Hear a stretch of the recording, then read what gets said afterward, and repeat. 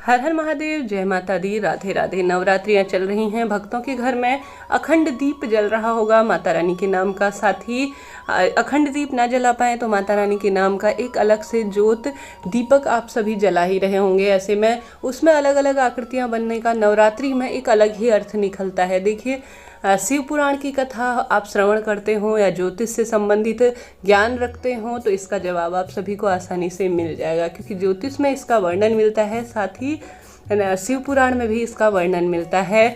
ऐसे में नवरात्रि में दीपक माता रानी का सबसे प्रमुख होता है, उसमें ही माता जो है सबसे माता रानी के आवाहन का माध्यम माना जाता है। दीपक सभी देवी देवताओं के आवाहन का माध्यम माना जाता है। पूजा में सबसे पहले जो चीज़ की जाती है वह दीपक प्रज्वलित किया जाता है। साक्षात अग्निदेव माता रानी का स्वरूप इसे माना जाता है। ऐसे में शिव पुराण में यह जानकारी मिलती है। साथ ही ज्योतिष में भी आप सभी के घर पर पूजा पाठ कराने वाले ब्राह्मण आते होंगे जो इन चीज़ों का ज्ञान रखते हैं, या आपने अपने बड़े बूढ़ों के मुख से सुना होगा पंचदेवों का नाम, अर्थात पंच देवी देवताओं का नाम, या आपने पंच शिव पंचायत का नाम सुना होगा। उसमें आते हैं श्री गणेश जी महाराज, भगवान शिव, माता गौरी और साथ ही भगवान सूर्य नारायण और श्री हरि विष्णु।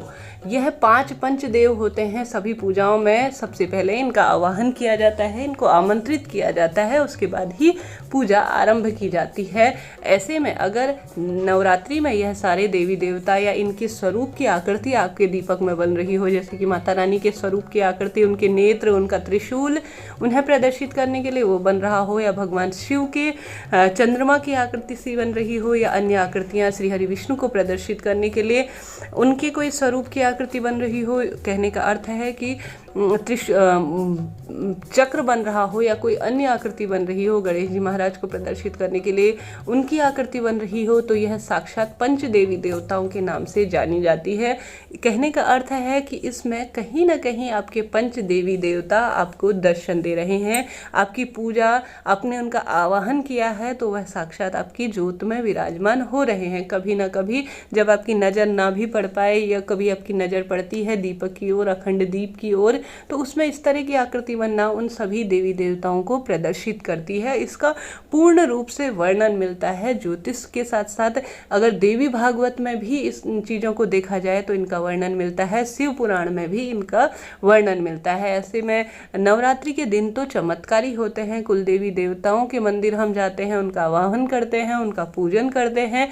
हो सकता है नहीं, यह होता ही है कि अखंड दीप में माता कुल देवी माँ भी आकर विराजमान हो, क्योंकि कुल देवी का नाम लेते हैं, उनके नाम का भोग अर्पित करते हैं, उनकी विशेष आरती पूजा इत्यादि करते हैं, तो ऐसे में उनका आना निश्चित है। ऐसे में अन्य देवी देवता भी आकर आपकी ज्योत, आपकी पूजा, आपके भोग को स्वीकार कर रहे हैं, और धीरे धीरे जो है आपके घर परिवार पर सुख समृद्धि का वास होगा, और साथ ही आपकी पूजा कहीं ना कहीं सफल हो रही है। इसके पीछे यही माना जाता है कि वह देवी देवता आपके कर्मों से, आपके पूजा पाठ इत्यादि से काफ़ी प्रसन्न है। वह आपके घर पर आकर कहीं ना कहीं आपकी पूजा को सुखी बनाने, समृद्ध बनाने, सफल बनाने की एक तरह से यह कहा जा सकता है कि यह आपकी पूजा को ग्रहण कर रहे हैं, स्वीकार कर रहे हैं।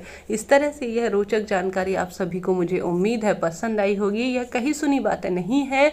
अगर आप इन चीज़ों का गहन अध्ययन करेंगे तो आप सभी को इन चीज़ों का वर्णन और श्रवण करते करते यह जानकारी मिल ही जाती है। आज की जानकारी इतनी ही, कल फिर मिलते हैं। कमेंट्स बॉक्स में हर हर महादेव जरूर लिखिएगा। चैनल को लाइक, शेयर और सब्सक्राइब करना ना भूलें। हर हर महादेव, जय माता दी, राधे राधे।